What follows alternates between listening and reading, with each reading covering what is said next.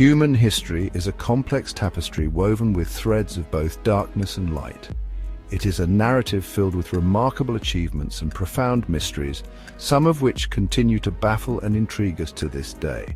Among the most unsettling and enduring mysteries is the practice of cannibalism, the consumption of human flesh by other humans. This phenomenon, though deeply disturbing, has been documented in various forms across different epochs and civilizations. This act, often shrouded in taboo and revulsion, has manifested across time and cultures, leaving an indelible mark on our collective consciousness. From ritualistic ceremonies to survival strategies during extreme conditions, cannibalism has taken on many forms and meanings. From the ancient world to more recent centuries, evidence of cannibalism has surfaced in archaeological digs, historical chronicles, and anthropological studies.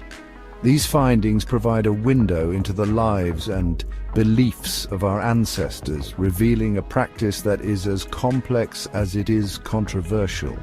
These fragments of the past offer glimpses into a practice that continues to fascinate and horrify us.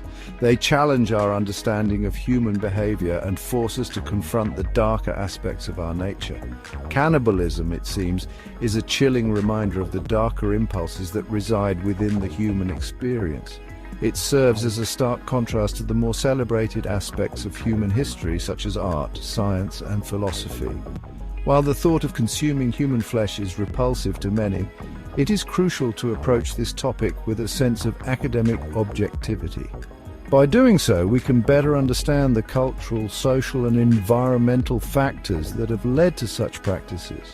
Only through careful examination of evidence and cultural context can we begin to understand the motivations and implications of this complex and often misunderstood practice. In doing so, we not only learn about the past, but also gain insights into the human condition itself. The origins of cannibalism likely reach back to the mists of prehistory.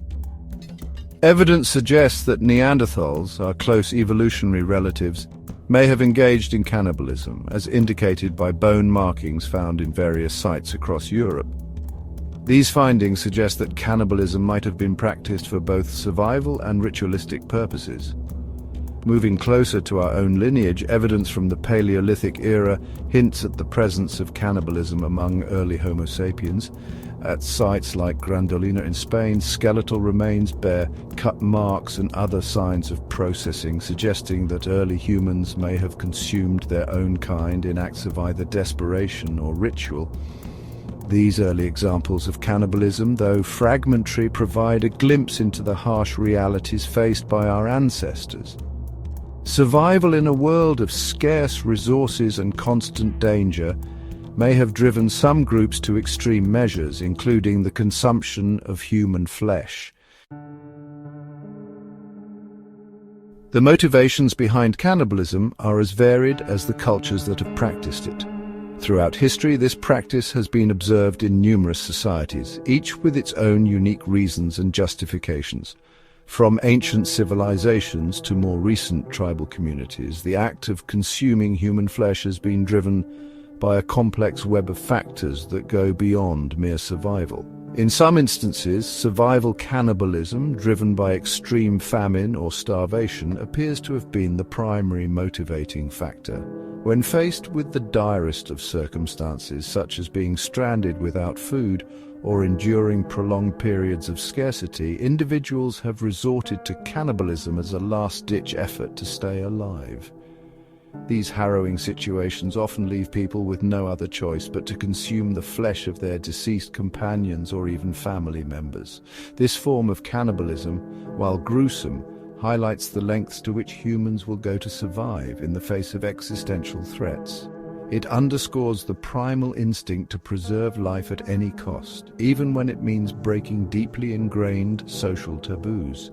The stories of survival cannibalism are often marked by desperation, fear, and the stark reality of human vulnerability in the face of nature's unforgiving challenges. However, cannibalism has also been intertwined with ritual and belief systems. In many cultures, the act of consuming human flesh was not merely a matter of survival, but a deeply spiritual or religious practice. These rituals often involved elaborate ceremonies and were conducted with a sense of reverence and respect for the deceased. In certain cultures, consuming parts of deceased individuals, particularly relatives, was believed to absorb their strength, wisdom, or spiritual essence. This form of endo-cannibalism was seen as a way to honor the dead and ensure that their qualities lived on within the community. It was a means of maintaining a connection with ancestors and preserving the continuity of cultural heritage. This form of endo-cannibalism, often rooted in deeply held cultural beliefs, serves as a stark reminder of the diverse ways in which humans have interacted with death and the afterlife. It reflects the profound significance that many societies place on the spiritual journey and the afterlife, and how these beliefs can shape practices that might seem alien or even abhorrent to outsiders.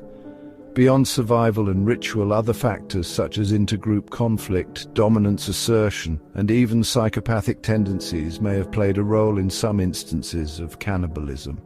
In times of war or tribal conflict, consuming the flesh of enemies was sometimes seen as a way to assert dominance, instill fear, or gain supernatural powers. Additionally, there are documented cases where individuals with psychopathic tendencies engaged in cannibalism as an expression of their violent and deviant behavior. Unraveling the complex interplay of these motivations is crucial to developing a nuanced understanding of this multifaceted phenomenon. By examining the historical, cultural, and psychological factors that have driven cannibalistic practices, we can gain deeper insights into the human condition and the diverse ways in which societies have navigated the challenges of survival, spirituality, and social dynamics. This exploration not only sheds light on the past, but also prompts us to reflect on the boundaries of human behavior and the ethical considerations that arise from such extreme actions. Section 4. Cannibal practices across the globe. A glimpse into different worlds. Cannibalism, though often misconstrued as a singular phenomenon, has manifested in diverse forms across different cultures and continents. It is a practice that has been documented in various historical records, often shrouded in mystery and misunderstanding. The reasons behind cannibalistic practices are as varied as the cultures themselves, ranging from ritualistic and spiritual beliefs to survival strategies in times of extreme scarcity. In the Americas, the Tupinamba of Brazil practiced a form of ritualistic cannibalism that involved consuming the hearts of their enemies. This was not merely an act of savagery, but a deeply spiritual ritual. The Tupinamba believed that by consuming the hearts, they could absorb the strength, bravery, and other desirable qualities of their foes. This practice was intertwined with their beliefs about the soul and the afterlife, making it a significant part of their cultural identity. They believed that this act would imbue them with their victim's strength and courage. The ritual was often accompanied by elaborate ceremonies and was considered a way to honor both the living and the dead. It was a means of ensuring that the spirit of the deceased would continue to exist within the tribe, thus maintaining a connection between the past and the present. In Papua New Guinea, the four people engaged in a unique form of endocannibalism known as transumption, in which they consumed the remains, particularly the brains, of their deceased relatives. This practice was rooted in their belief system, which held that consuming the body of a loved one was a way to keep their spirit alive and close to the family. It was an act of love and respect, ensuring that the deceased would continue to be a part of the community. They believed that this act helped maintain a spiritual connection with the deceased. The ritual was a profound expression of their cultural values and spiritual beliefs, highlighting the importance of family and community bonds. However, this practice had unintended consequences. This practice led to the spread of a deadly prion disease known as kuru, highlighting the potential health risks associated with cannibalism. Kuru, which caused severe neurological symptoms, was a tragic outcome of a practice that was meant to honor and remember loved ones.